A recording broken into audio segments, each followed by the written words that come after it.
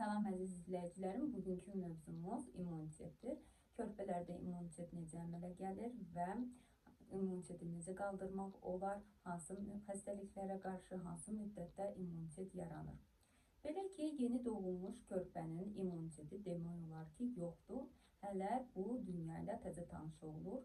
Ona görə də təzə doğulmuş körpədə immunitetin formalaşması əsasən təbii yolda doğuş və ana südü ilə qidalandıqda yavaş-yavaş formalaşır. Belə ki, istisna olaraq ana bətnində aldığı bəzi immunitetlər, antitellər vardır ki, bunlar ananın əvvəlcədən keçirdiyi infeksion xəstəliklər ola bilər. Bunlar qızılca, göy öskürək, su çiçəyi ola bilər və yaxud da ana hamiləlikdən qabaq artıq vaksinə olunub, ona görə də onun qanında artıq bu G immunoqlobulinləri vardır və bu plasenta ilə uşağa keçirilir, ötürülür və uşaq doğulduqda artıq bu immunoqlobulinləri var, antitelləri vardır və o bu antigenləri tanıyır. Ona görə də 6 aya kimi uşaq xəstələnmir belə infeksion xəstəliklərlə. Belə ki, buna kömək olan əsasən təbii doğuş və ana südü ilə qidalanma dedim. Dediyim kimi, bu necə olur? Deməli, ana südü ilə əsasən immunoqlobulin A verilir. Bu, ağız suyu ifrazında və silikli qışalarda olan və infeksiyalara, viruslara yoluxmanı iştirak edən bir immunoglobulindir. Belə ki, bu immunoqlobulin çox gec formalaşır. Əsasən 2-3 yaşa qədər. Ona görə də 2-3 yaşa qədər bağçaya gedən uşaqlar tez-tez xəstələnirlər. Bu, belə də olmalıdır, bu normaldır. Burada qorxacaq heç nə yoxdur. Niyə? Çünki bunların hələ formalaşır immunoqlobulin A, ona görə. Bəs başqa infeksion xəstəliklərdən necə qorumaq olar? Bunun üçün vaksinlər bilirik ki, vardır və körpələrə ilk 1 yaşına qədər və sonraki yaş dövrlərində vaksinalar vurulur. Belə ki, əsasən uşağı qoruyan ana südüdür. Ana südünün sayəsi nəticəsində uşaqların immuniteti qalxır. Çünki bu ana südü ilə bir çox antitellər verilir və hətta ana özü xəstələnibsə uşağına keçmir. Niyə? Çünki artıq bu antitellər uşağa keçir.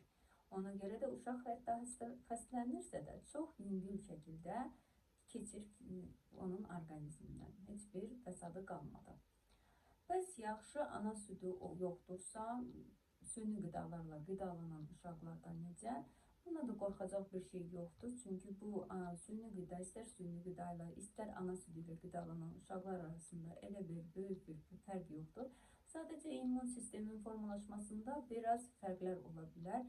Belə uşaqlar əsasən allergik olurlar. Yəni süni qidalarla qidalananlar allergik olurlar. Bu da hər zaman deyildir. Yəni bu uşaqların isə artıq öz orqanizmi özü hazırlayır antitelləri. Bu əsasən 6 aydan sonra başlayır. Ona görə də bu uşaqları 6 aya kimi çox xəstəliklərdən qorumaq lazımdır. Belə ki, çox steril bir şəraitdə böyüyən uşaqlarda immunitet aşağı olur. Niyə? Çünki heç bir mikrobiyotla tanış olmayan orqanizm artıq çölə çıxdıqda təzə mikroblarla tanış olmağa başlayır və bunları tanımır. Tanımadığı üçün də özün qeyri-adi bir şəkildə aparır immun sistemi və uşaq tez-tez xəstələnir. Amma tez-tez xəstələndikdə də hər xəstəliyə qarşı onun orqanizmində antitela yaranır və sanki yaddaş deyək, əsasən də infeksion xəstəliklərdə yaddaş deyək və bu qalır yaddaş orqanizmdə. Amma bunlar da ömürlük deyildir. Bəzilərini təkrar vaksinalar olmaq gərəkir. Belə ki, sonunda onu qeyd etmək istəyirəm ki, tam steril şəraitdə uşağı böyütmək lazım deyildir. Bəzi valideynlər uşağın oyuncaqlarını qaynadırlar və hər şeyi yuyub, dəqiqə başı uşağın əllərini yuyurlar, butulkalarını, soskalarını sterilizatordan keçirdirlər. Buna ehtiyac yoxdur. Niyə? Çünki uşaq orqanizminə patogen mikroblar keçməlidir ki, o artıq tanısın, mübarizə aparsın. Steril şəraitdə böyüyən uşaqda bu yoxdur, bu formalaşmır. Məcbur immun sistemi var. İmmun sistemi var, amma patogen mikrob yoxdur. Ona görə də immun sistem keçir öz sahibi ilə mübarizə aparmağa. Öz sahibi ilə mübarizə aparan zaman allergenlər əmələ gəlir, allergiyalar, belə uşaqlar allergiyalı olurlar və autoimmun xəstəliklər, ən qorxulusu da budur, autoimmun xəstəliklər formalaşmağa başlayır. Ona görə də tam steril şəraitdə uşağınızı böyütməyə ehtiyac yoxdur. Uşağı normal vəziyyətdə, şəraitdə qoy evinizdə olan hər nəyə, yəni öz evinizdə olan hər nəyə toxunsun, oyuncaqlarını ağzına aparsın, əllərini ağzına aparsın, əlini, ayağını. Bundan qorxmağa ehtiyac yoxdur.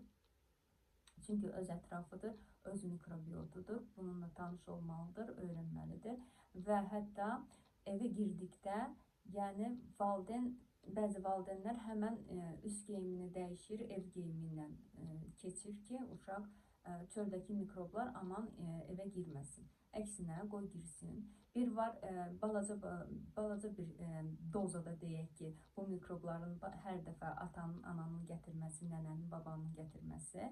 Bir də var ki, uşaq birdən-birə steril bir şəraitdən çıxır havaya, gedir bağçaya və heç tanımadığı mikroblarla üzləşir, mübarizə aparmağa başlayır. Hər dəfə də xəstələnəndə geriyə atır uşağı.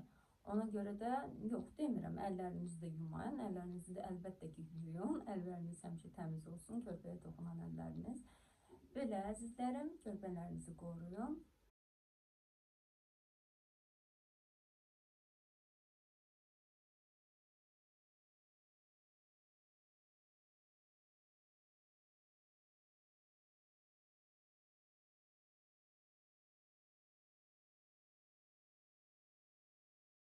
Belə süni qida ilə qidalanan zaman mütləq süni qidalar aldıqda tərkibinə yaxşı fikir verin.